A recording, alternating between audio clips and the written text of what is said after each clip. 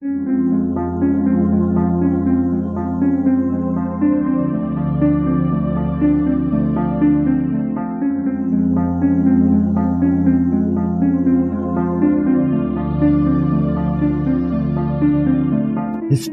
tells the story of the world and of our lives. Sometimes that history goes bump in the night.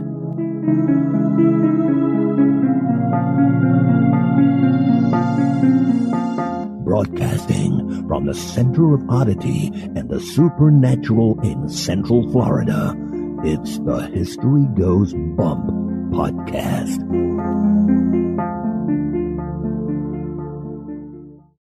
Hello, you spooktacular people. Welcome to History Goes Bump Redux. I am your host, Diane. And this is Kelly. Kelly, on this Redux, we're going back to Octagon Hall in Kentucky. Looking forward to it. This is a house that I would never want to have because it's got a lot of corners, and corners are hard to clean. Yeah, all those dust bunnies that accumulate certainly aren't fun. But I guess it is supposed to help with spirits and stuff. This is true. Are you ready to go back? I'm ready.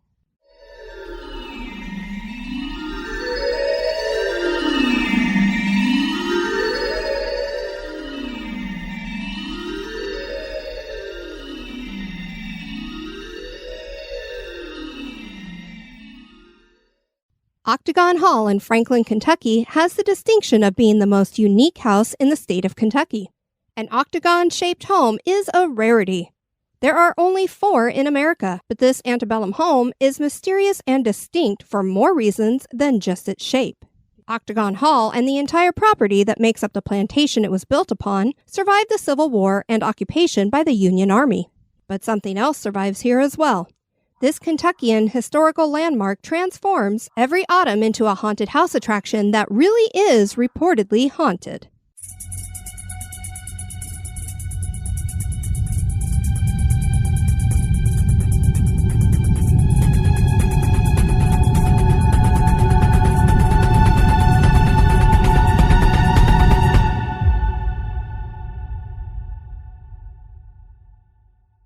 The city of Franklin in Kentucky was named for Benjamin Franklin and was formerly incorporated in 1820.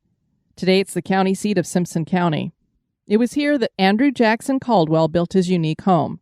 Caldwell was born in 1818 to John and Elizabeth Caldwell in Hardin, Kentucky. He was one of 3 children born to the couple. His first wife was Elizabeth Akers, and the couple had 2 children, Mary Elizabeth and A.J. A.J. died before he was 2, and Mary Elizabeth died as a child. We've heard ages ranging from 7 to 11 to 12 in a horrific manner that we will detail further on in this podcast. The 1860 census has Mary still alive at 11. Elizabeth herself passed away in 1851. Caldwell then married Harriet Smith Morton in 1855, and the couple had 8 children. Edith, who died at 4, Henry, Martha, Andrew, twins Joseph and John, Virginia, and Ernest. In 1847, Caldwell laid out plans for a home on a plantation in Franklin, Kentucky. He decided he wanted the place to be unique, so he chose to build it in the shape of an octagon. The home was built from bricks that were fashioned on the plantation from clay and other materials. The home was completed in 1859 with its distinct 8 sides, and it rose to 3 stories. Not long after, in 1861, Civil War broke out in the United States. Kentucky was a Confederate state, and Caldwell was very pro-Confederacy. His brother was a colonel in the Confederate Army. Word was put out through the Confederate Army that if a Confederate soldier found himself in trouble, and if he could make it to the Octagon House, he would be given shelter. Wounded soldiers came, received medical care, and were hidden in the attic. Many did not survive their injuries, and they died in the safe harbor of the home. 2 soldiers were buried on the property.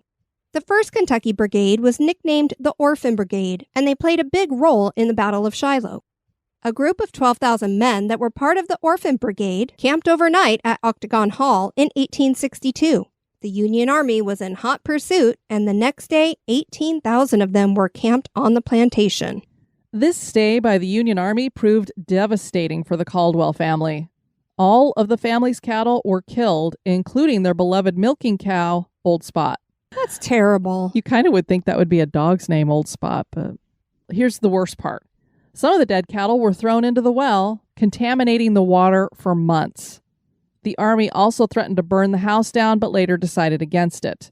This entire area of Kentucky was soon under Union occupation, and it became harder and harder for the Caldwell family to harbor Confederate soldiers.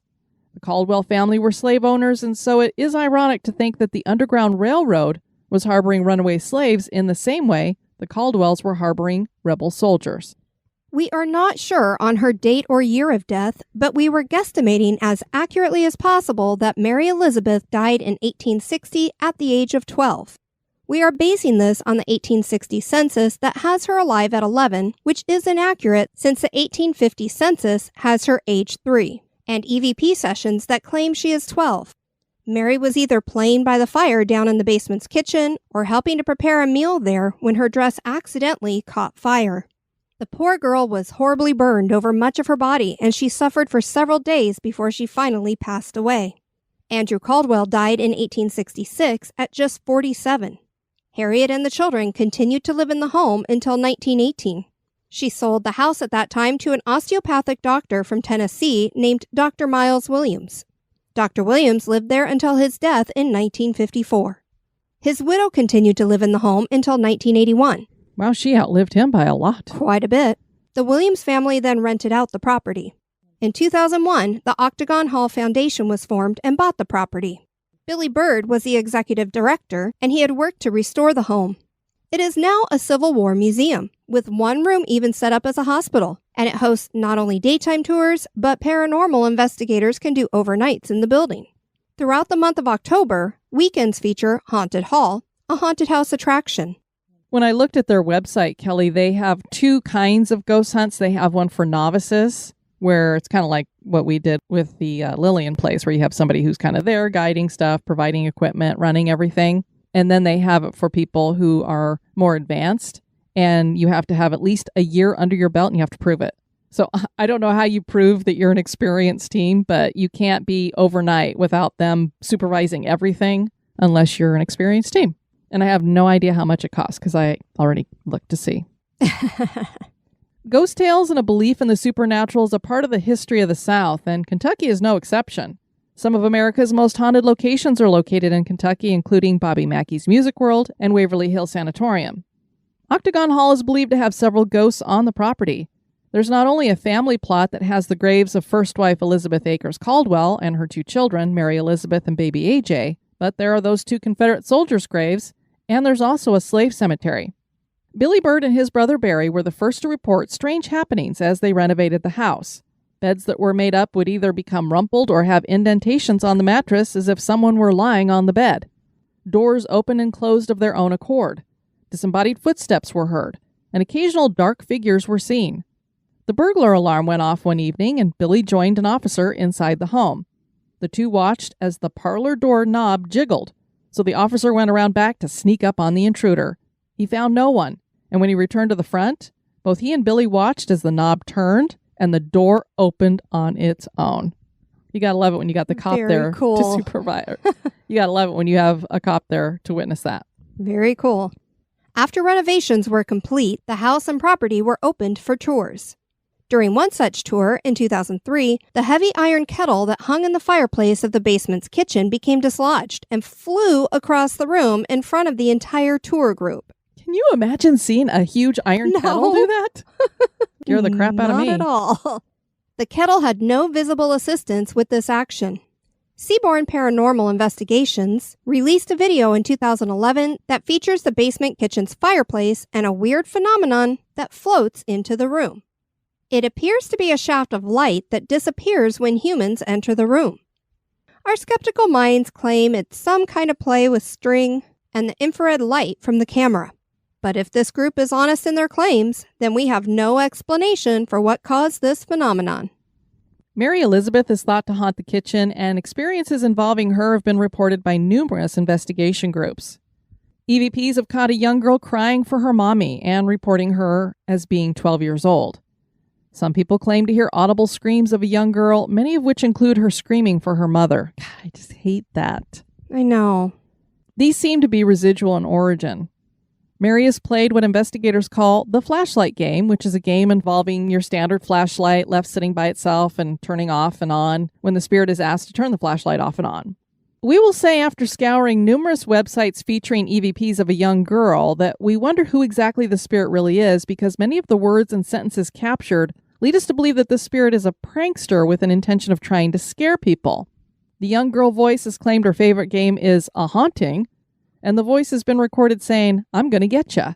And as if talking to someone else, "How should I get them?" Ew. Yeah, planning a little something there. You know, I tell you all the time, I think the ghosts are talking to themselves more than they talk to us. When Andrew Caldwell passed away, they held a viewing and wake in the parlor, as was custom at the time. There were no embalming at this time, and so a few days of a body sitting open in a room could get a bit, odorous. Ew. On the anniversary of Caldwell's death in 2003, a strong scent of flowers was smelled in the parlor, although there were no flowers in the home at the time. This scent was then followed by the unmistakable scent of death and decay. Yeah, and we know that's why I think a lot of people are like, I wonder why they always have so many flowers at funerals and stuff. Well, it used to be a necessity because the body'd been there for a little bit and was getting ripe. Yeah, it was to mask the odor.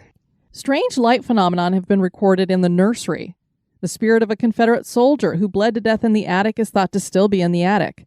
Adult male voices have been caught on recorder and are seen in the windows. The house has been featured on My Ghost Stories and My Ghost Stories Caught on Cam, Most Terrifying Places in America, Ghost Hunters, and Haunted Collector. When ghost hunters investigated the property in 2014, they captured an EVP of a man asking to not be forgotten. And I think I read somewhere that there was like a beehive or something that was up in the attic. Mr. Caldwell would give the Confederate soldiers he was hiding up there some kind of beekeeper type outfits, whatever they had back in the Victorian era, to protect them. Oh, goodness. But it also kept the Union soldiers from going up there because they're like, oh, there's a bunch of bees up there. We don't want to go up there with a beehive. Oh, wow. And now a little break for a word about one of our sponsors.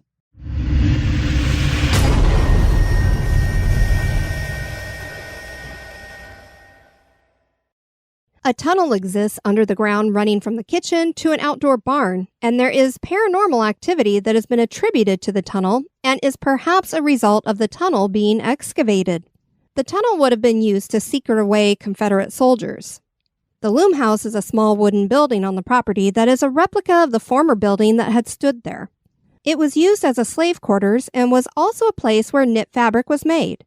Supernatural activities take place in this building, which include disembodied footsteps, doors opening and closing on their own, and sudden chills.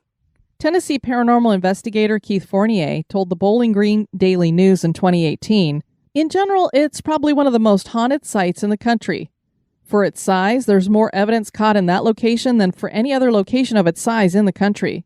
We've heard Mary Elizabeth crying at night. You can hear male voices at night with deep southern drawls. I've seen many apparitions, many shadow figures." Yesenia Bush was a docent at the museum, and she was cleaning in the hall's former hospital room, and she recalled an experience she had. "I got this intense feeling in the back of my mouth. I could smell it. Blood. Very clearly. To the point that I was choking on it." This kind of reminded me of you being in the depot at the Exchange Hotel where you could taste iron in your mouth. That's exactly what I was thinking of. She thought she was having a nosebleed, so she tipped her head back and the choking feeling got worse.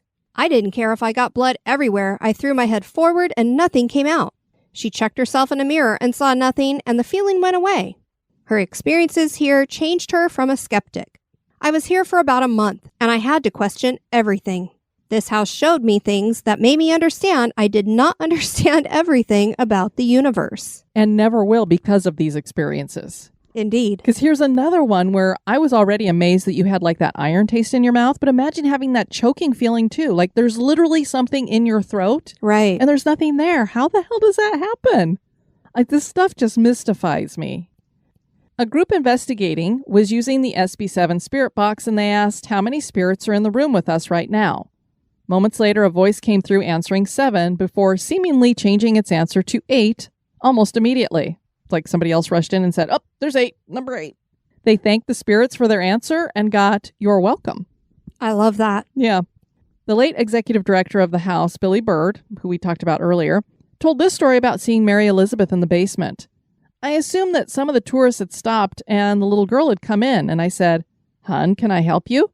And the best way I can describe it is that she turned away from me and basically encapsulated herself and then just poofed into black dust. I'm sure it took me 10 minutes to get my jaw off the floor. That's about how long it would take me, that's for certain. Especially, he's looking at her thinking she's a real little girl, and he's probably like, oh, there must be some tourists here, and she's just run away from her folks. Director of Octagon Hall, Barry Bear Gaunt, said, "We're considered one of the most haunted houses in America, and the Travel Channel called us one of the most terrifying places in America. I've been dealing with the paranormal for 46 years. I sit here day after day. Some days, I don't want to stay here. I've spent the night alone in the house, but I tell folks now, nope, I won't spend the night in the house alone again." I don't know what's happened to him, but holy cow. And then listen to this, Kelly. People have seen Bigfoot out here, Dogman out here, large flying winged creatures, skinwalkers, UFOs, devil dogs, odd lights, and several report seeing shadow figures roaming the grounds and in the home. You name it, they've seen it. This year we've been pretty busy. We reserved the house for paranormal teams. We had over 20 here in May and are averaging 12 to 15 a month. People come here from all over the world. There's disembodied voices going on. We've heard bells ringing upstairs. Sometimes it's just me in the house, and I've had a voice yell down and say, "Did you hear that?" I say, "Yes, thank you." It's like, who's asking you, did you hear that? It's like the ghosts are ringing a bell. Hey, do you hear us? Trying to get your attention here. I've seen some of the weirdest things in the world. My friend Melvin and I saw Mary Elizabeth.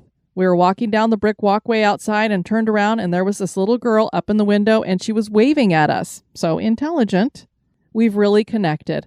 I saw a guy all dressed in black and wearing a big preacher's hat.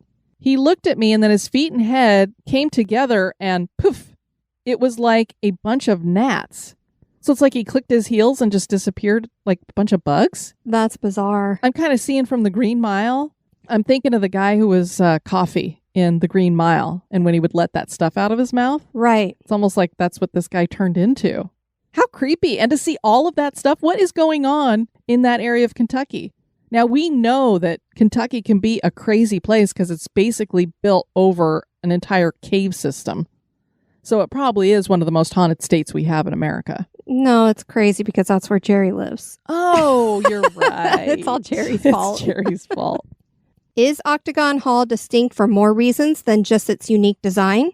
Do parts of its tragic past continue to replay in the present? Do spirits continue to roam the grounds and buildings of the Octagon Hall plantation?